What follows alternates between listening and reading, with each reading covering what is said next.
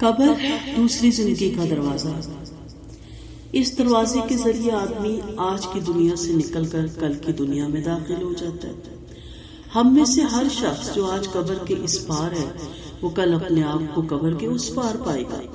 ہر شخص جو زندہ ہے وہ موت کے مقابلے میں اس طرح شکست کھانے والا ہے کہ کوئی نہ ہوگا جو اس کو بچا سکے، مگر اس سب سے بڑی حقیقت کو انسان سب سے زیادہ بھولا ہوا ہے۔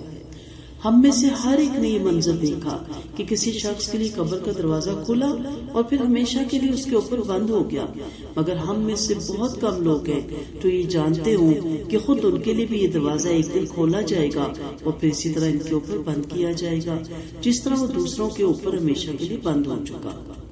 آدمی کی یہ نفسیات بھی کیسی عجیب ہے کہ دوسروں کو وہ ہر روز مرتے ہوئے دیکھتا ہے مگر خود اس طرح زندگی گزارتا ہے گویا اس کو ہمیشہ اسی دنیا میں رہنا ہے۔ اس کے اپنے لیے موت کا وقت کبھی آنے والا نہیں۔ وہ دیکھتا ہے کہ لوگ ایک ایک کر کے روزانہ اللہ کے ہاں پیشی کے لیے بلائی جا رہے ہیں، مگر خود اپنے آپ کو اس طرح الگ کر لیتا ہے گویا عدالت الہی میں حاضری کا یہ دن اس کے اپنے لیے کبھی نہیں آئے گا۔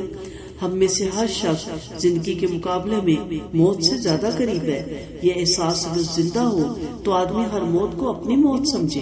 وہ دوسروں کا جنازہ دیکھے تو اس کو ایسا معلوم ہو گویا خود اس کی لاش اٹھا کر کبھی قبر کی طرف لے جائی جا رہی ہے۔ ہر آدمی جو زندہ ہے وہ ایک روز مرے گا۔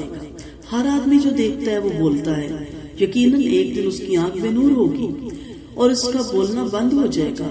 ہر آدمی پر وہ وقت آتا ہے جبکہ وہ موت کے دروازے پہ کھڑا کر دیا جائے گا۔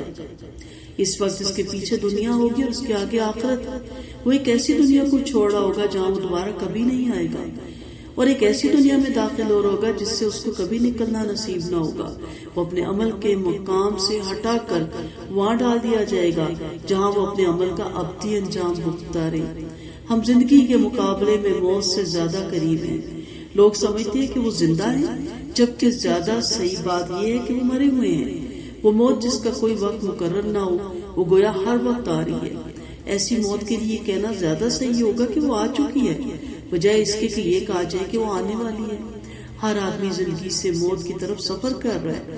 کسی کا سفر دنیا کی خاطر ہے اور کسی کا آخرت کی خاطر۔ کوئی سامنے کی چیزوں میں جی رہا ہے اور کوئی چھپی ہوئی چیزوں میں۔ موجودہ دنیا میں دونوں بظاہر یکساں نظر آتے ہیں مگر موت کے بعد آنے والی منزل کے اعتبار سے دونوں کا حال یکساں نہیں۔